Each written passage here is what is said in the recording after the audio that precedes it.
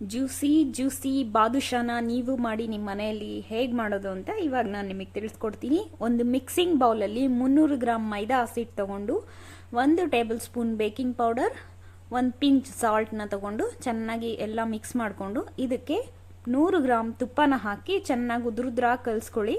ಹಾಗೆ ಇದಕ್ಕೆ ಸ್ವಲ್ಪ ಸ್ವಲ್ಪ ನೀರನ್ನ ಮಿಕ್ಸ್ ಮಾಡಿಕೊಂಡು ಇದನ್ನ ಒಂದು ಮುದ್ದೆ ಆಕಾರದಲ್ಲಿ ಮಾಡಿ ಇಟ್ಕೊಳ್ಳಿ.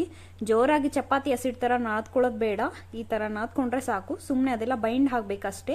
ಇವಾಗ ಇದನ್ನೊಂದು 10 ನಿಮಿಷ ನೆನೆಯಕ್ಕೆ ಬಿಡಿ. ಒಂದು ಪ್ಯಾನಲ್ಲಿ 500 ಗ್ರಾಮ್ ಸಕ್ಕರೆನ ತಗೊಂಡು ಒಂದೆಳೆ ಪಾಕ ಮಾಡೋಕ್ಕೆ ಇಲ್ಲಿ ಪಾಕ ಮಾಡೋಕ್ಕೆ ರೆಡಿ ಇಡೋಣ.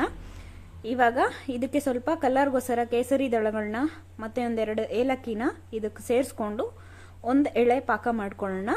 ಹಾಗೆ ಒಂದು ಸ್ಮಾಲ್ ಅಮೌಂಟ್ ಇದನ್ನ ಮೈದಾ ಹಸಿಟ್ಟನ್ನ ಇದು ತಗೊಂಡು ಬಾದುಷಾ ಶೇಪಲ್ಲಿ ಮಾಡಿಕೊಂಡು ಎಲ್ಲ ಇದೇ ಥರ ಮಾಡಿಟ್ಕೊಂಡು ಒಂದು ಕಡಾಯಲ್ಲಿ ಆಯಿಲ್ ತಗೊಂಡು ಚೆನ್ನಾಗಿ ಇದನ್ನು ಫ್ರೈ ಮಾಡ್ಕೊಳ್ಳೋಣ.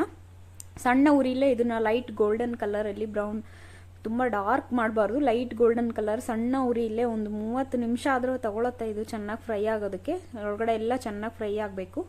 ಇದನ್ನು ಪಾಕದಲ್ಲಿ ಫ್ರೈ ಮಾಡ್ಕೊಂಡ್ಮೇಲೆ ಎಲ್ಲ ಪಾಕಕ್ಕೆ ಹಾಕಿ ಒಂದು 10 ನಿಮಿಷ ನೆನೆಯಕ್ಕೆ ಬಿಡೋಣ. ಆಮೇಲೆ ಇದನ್ನು ಪ್ಲೇಟಲ್ಲಿ ಸರ್ವ್ ಮಾಡಿಕೊಂಡು ಪಿಸ್ತಾ ಜೊತೆಗೆ ಡೆಕೋರೇಷನ್ ಮಾಡಿಕೊಂಡ್ರೆ ಬಿಸಿ ಬಿಸಿಯಾಗಿ ರಸಗುಲ್ಲ ಆಗಿರೋ ಬಾದುಷಾ ರೆಡಿ.